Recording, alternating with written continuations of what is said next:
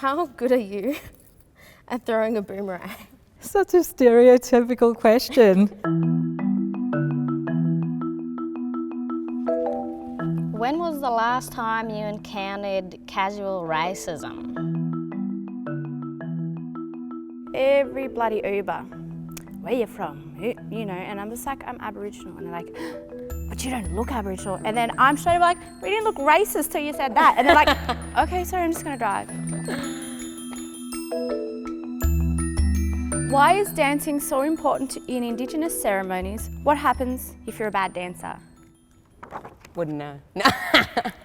Dancing is about telling our stories and also passing on our history. So it's very important that as a young person you learn those dances coming through as into an adulthood, and once you learn them you know them for life. There's no such thing as a bad dancer. Indigenous ceremonial dance is about the ceremony, it's not a performance. So you're not trying to look good for anyone, you're participating in sacred ceremony. So it's not about being good or bad, there's no such thing. Yeah, you're doing it to honour the old people, your mob, yourself, your family. It's not really about being a bad dancer. You a good dancer? No, I'm not a good dancer. Is it ever okay to ask someone how Aboriginal they are? Oh my God. I get this all the time. Short answer means no. Can I just answer it flatly, straight? No, it's never okay to ask somebody how Aboriginal they are. It's very offensive to ask that question. If you look at our history, there's a reason why people aren't 100% Aboriginal, and that's really heartbreaking. It doesn't matter what colour of skin, or anything like that. And that's another stereotype. You have to be black to be like dark to be Aboriginal. Yeah. And people don't realise that we lose our skin colours in each generation and things like that. So that's probably one of the ones we cop all the time. How black are you? You don't ask somebody how much Anglo-Saxon they are, or how much Irish, or how much Welsh. It doesn't even come into consideration. I think there's a lot of people at the university who've asked me that, and yeah, I think they just think it's okay because it's a matter of curiosity. Absolutely a matter, and I understand that as well, but to answer this question, no. I think it opens up to you having to justify yourself and justify how much you are or how much you feel. It's just kind of taking away from who you really are and your identity. So Definitely. If somebody said to you, I'm of Aboriginal heritage, pretty much it should be expected that you just accept that statement. It's like the coffee, you know? You have your long blacks, you have your black whites, whatever. It's put as much milk in as you want, but it's still that coffee. How good are you at throwing a boomerang? How good are you? Crap. Pretty bad. I won't even try. I can't throw anything, let alone a boomerang. It's such an art skill. Such a stereotypical question. One time I threw it and it came back and hit me in the head. There So you not go. that great.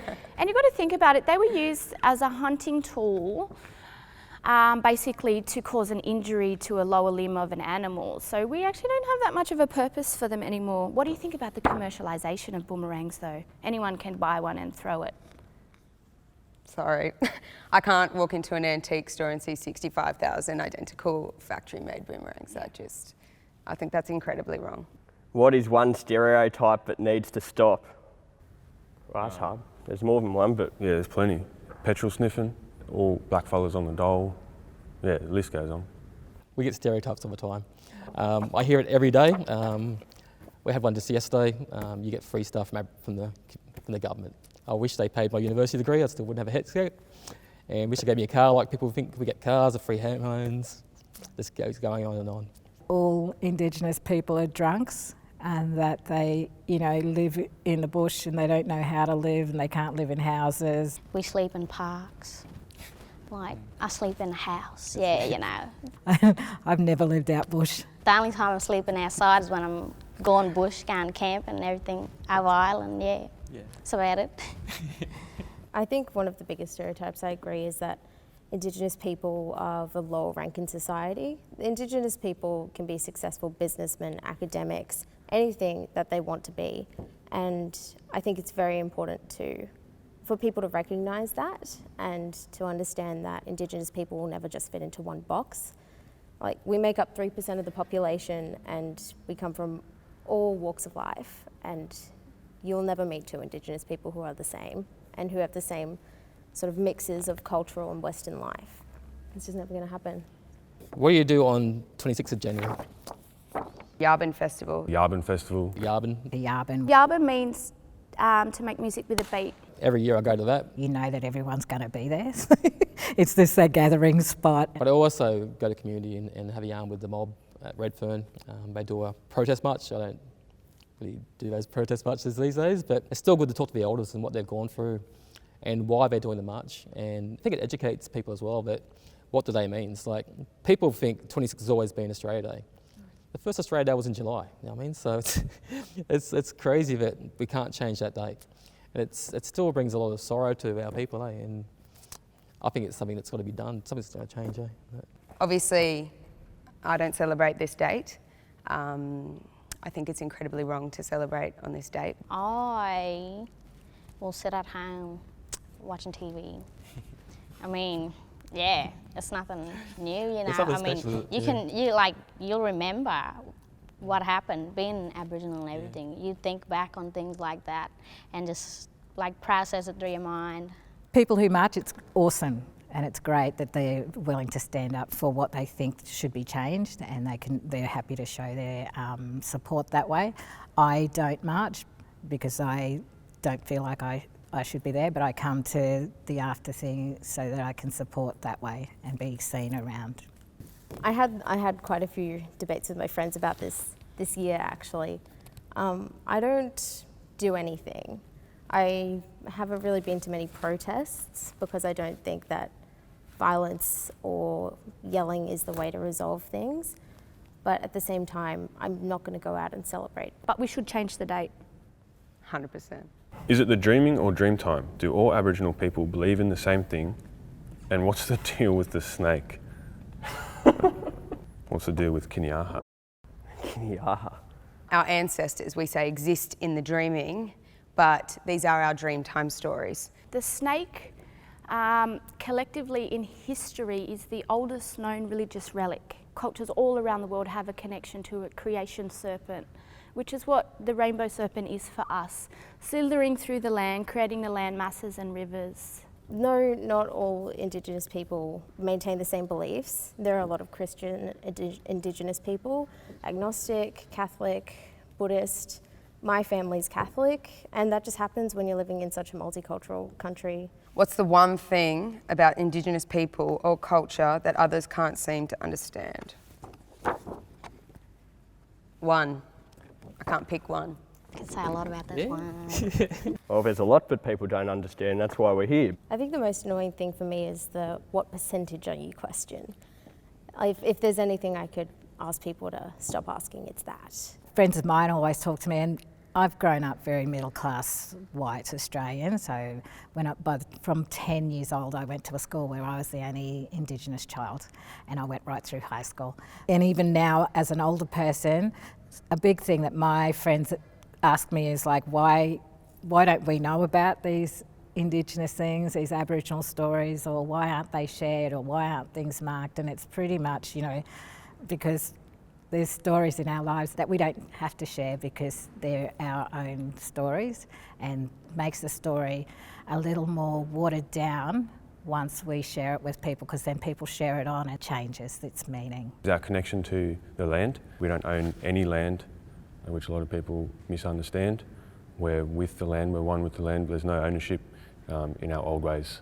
Yeah, and with that, you get so attached to it, you know, like I come from footy circles and everyone blows up every now and then because certain people get homesick and want to go home and they don't understand it, but it's incredibly hard to be taken off the land. As an example from where I'm from, there's a particular type of fish that you can peel its stomach out and splay it open, and it shows the root system that fish's eggs were actually laid on, which then has implanted into that animal's lining of its gut. That is the type of connection and strength that our people have for the natural environment, and that's what I feel like mining companies and these big entities that want to pillage the land for their own benefit aren't really understanding. And Indigenous people around the globe, in particular in Canada as well, have that understanding that we need to think forward for those next generations. It's not about our needs or our children's needs. We've got to think beyond that. Because our culture's the oldest living one in the world. You know what I mean? People don't understand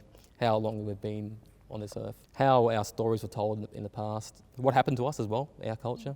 We've got no language back home where I'm from. It's only 2 hours north from here and there's no language. And I know that myself and other people in the community are actually trying to bring that back and trying to bring our language back. Like, if you look at the language map, you've probably all seen that. You'll see that out of that, there's not many that's still active. I'm not sure if you guys speak traditional language up there or anything. My mother's country is Palm Island, so that was one of the main settlements and everything where they sent everybody as punishment, you know, and yeah, since then culture has been lost. I'm so inspired by the strength and resilience of such a people, and that's one thing I would love for all of Australia to be able to see, how incredible and rich this culture is. How do Indigenous relatives work? Why is everyone a cousin, auntie or uncle? Because we love each other.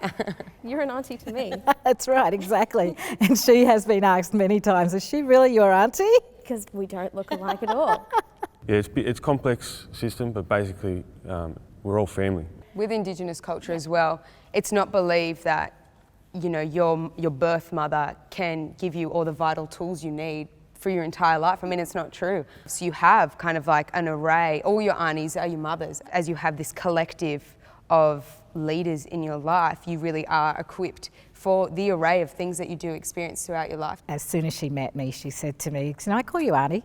And I said, "Of course you can." I felt so respected that the students call me that, and I know that they can come to me and ask me anything, and you know, it's not just school work related, it's family or whatever, you know, everything like that. So it's such a nice thing for me to have that respect from the students. She definitely earns it. To me, calling someone my auntie or uncle, they don't even have to be like, you know, Indigenous. I'll still call them auntie or uncle out of respect. When was the last time you encountered casual racism? How do you deal with it? Oh, I get it every day on the bus. I mean, Sydney's full of it. If you're Indigenous. And if you don't think it is, you're joking yourself. Yeah. We cop it all the time. I'm pretty thick-skinned. I've copped it all my life. I travel in from the northern beaches and I sit on the bus, and I will be the last person that people will sit next to on the bus. Pretty much both ways. That's an hour trip. I've had people who've had like a broken leg and are on crutches and they've decided to stand because they didn't want to sit next to me. And it actually makes you feel like shit. It makes you feel like you are insignificant. Got asked yesterday how Aboriginal I am, I guess. That still hurts a lot when people want to question who you are based on the colour of your skin. Racism in Townsville, that is like, that's hard being from Townsville and being my age, because Townsville is like juvenile delinquency, all that. So if you get seen walking with your, like, you know, with a group of other black people, then they constantly will keep their eye on you and just watch every move and everything. And that was actually the last time I encountered racism too, when I was at home. So I don't know. Sydney's been good to me. Yeah, that's a big one too, you know. People, you know, you're at university, are you really Aboriginal or are you just there for the benefits? Who is your hero? Oh, Uncle Max. Yeah. Yep. Hands down, Uncle Max. Here he is. Righty. Got his shirt right on now. Love you, Uncle Max. That's our grandfather and our teacher, our master, and he's taught us pretty much everything. It's Goodsy for me, Adam Goods. He's so cool. Martin Nakata, he's the first ever Torres Island to get a PhD. He's a good friend of mine, and the leadership he showed, that's why I'm still working in the higher education sector. I could have gone, worked in corporates and things like that. That's who my hero is, my nan, because she was somebody who, from early on in life, was really passionate and dedicated to education, but because of the laws and policies, she actually was denied the right to go to school. So that meant she ended up missing out on quite a lot of formative years of education and learnt to read off rubbish at the tip, jam jars, sauce bottles, all that kind of stuff. She sort of had an understanding that she had a role to play in terms of fighting for the rights of our people in the classroom, because we should be entitled to have an education. I feel like with her in my strides, I can actually do anything for my people. What can we do to try and make up for the past?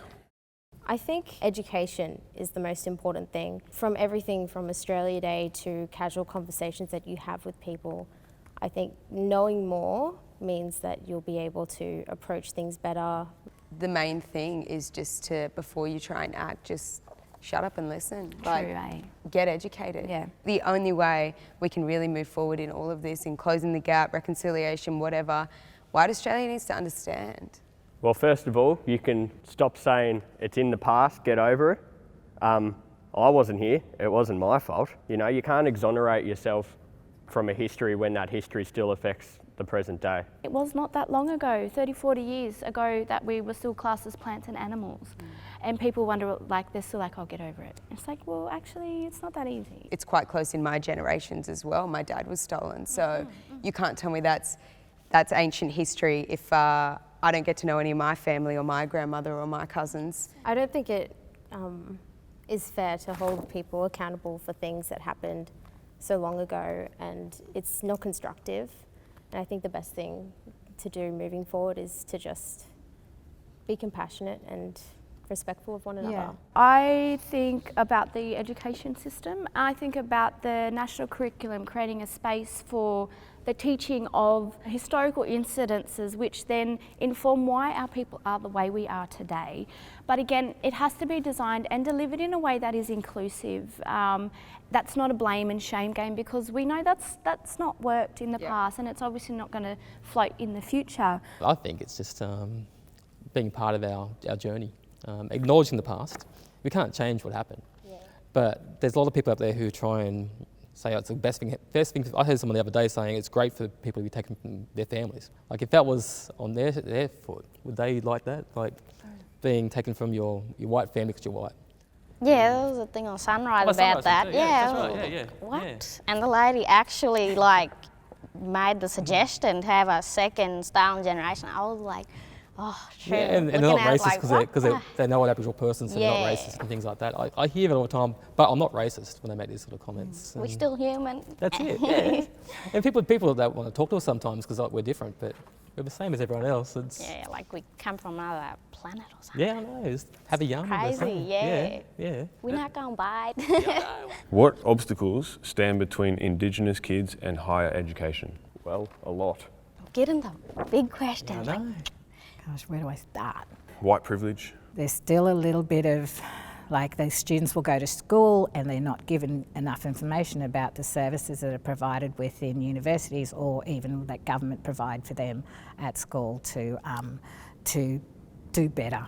The further out you go into the more remote places, the harder it gets. The less resources that are dedicated, the less time given, they're forgotten. This varies for a lot of Indigenous kids, but it comes down to varying degrees of prejudice. If no one believes that you're going to be there, then you're not going to be there, and you're just going to fall under what everyone expects of you. Letting go of home to get an education, and, you know, like, just get out of your comfort zone and leave behind, you know, your Indigenous, your cultural world. I think it is a confidence issue. Unlike a lot of other families, most Indigenous families don't have anyone who's got a tertiary education, and it's quite common, and it makes it difficult to break into a world that you have no idea about, and when there's no support services made available to you, it makes it 10 times harder.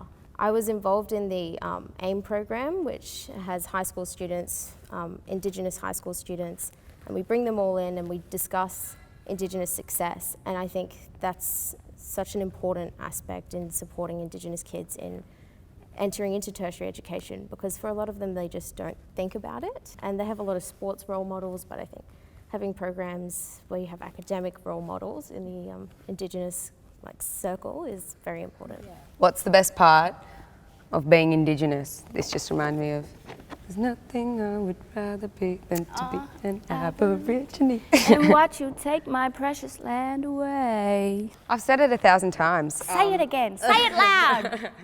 I think one of the main reasons is, I mean, the mob I have met, you and all my sisters and my aunties. Yeah. Everything's great. I guess being connected to culture, and we're lucky enough to have great teachers, and we're lucky enough to be in a mob that is still very strong culturally and still practices ceremony, and to be part of that it's like nothing else.